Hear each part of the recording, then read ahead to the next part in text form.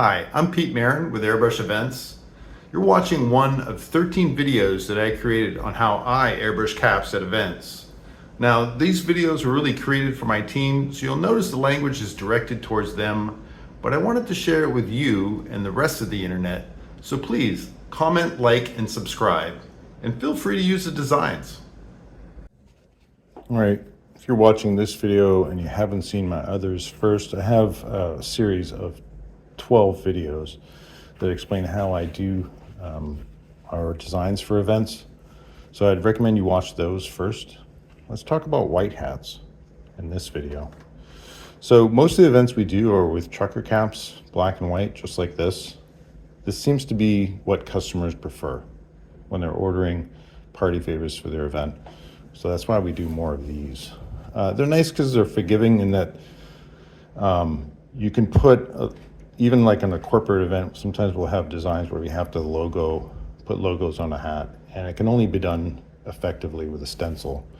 So working with stencils means oftentimes overspray. If we had to stencil a white hat, there's a high likelihood we'll get overspray on the bill. Not so with these, which is really nice.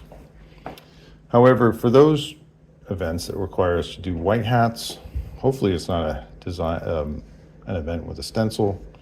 If it's not, doing our designs on white hats are actually quite fun. Instead of avoiding the bill, I intentionally go over it. I have a large canvas area to work with. So I'm going to do a couple of designs here to show you how I might utilize the whole space. It doesn't apply with every design, but with some designs it makes it look better and it makes it easier to paint. So a good example of that would be design number 8.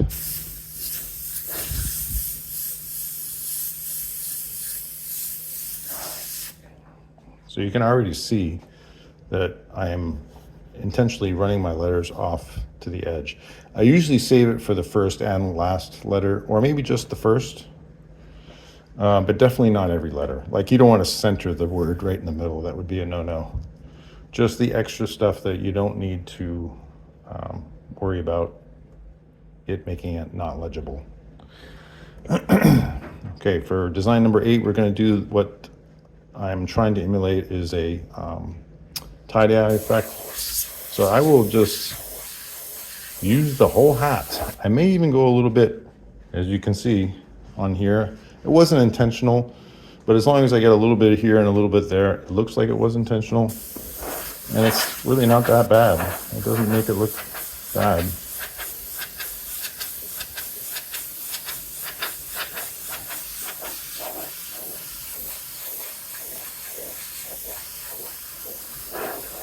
You can see how I'm sort of walking around the hat as I'm painting this. And then I might even tilt the hat downward. Use the whole hat. Okay, could have done a better job of managing my white space here. I don't think I left enough. And it's definitely not symmetrical, but I think you get the point. You go over the whole hat. The seam is right there, and I'm like, even my pink goes right over that.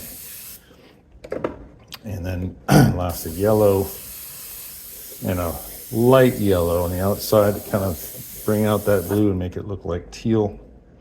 I'm just dusting it on there. And that's pretty much it. I could do a drop shadow, but you get the idea. Let's do one more. Let's do design number 4. Another example of how the design might run over the seam and have it look good. This time we're going to draw a spray can.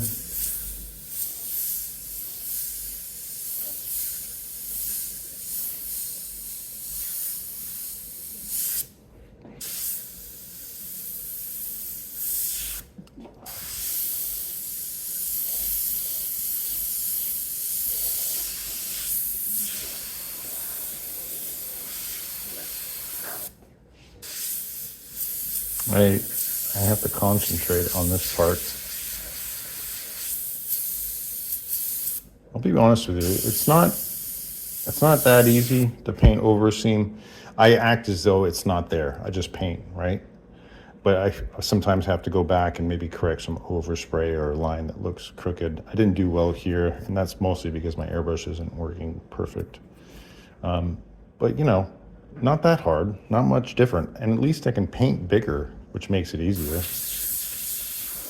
A little bit of a fade there. Do the name across like before. I might dip, I will dip the T, the first letter of the word, over the edge.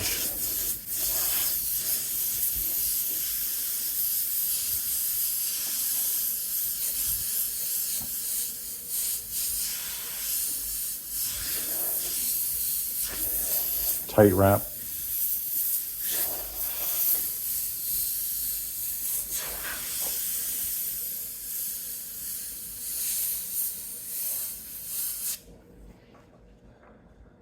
What I like about these hats is you can just do everything big and it looks more dramatic.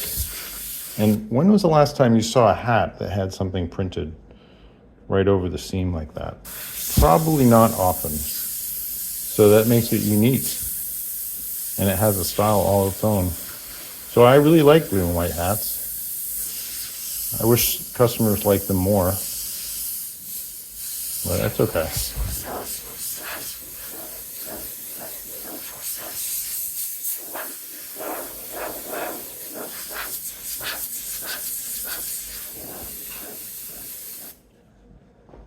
So I can get wild with it. So that is the difference. Let me show you another hat that I painted and show you the difference. There it is. Might as well grab this one too. So, has more visual impact, I think, because of the size. And then we have these two examples, right? Very cool. So now you know how to do both. Take advantage of the space, and these are what you're going to be painting more often. Hope you enjoyed the videos.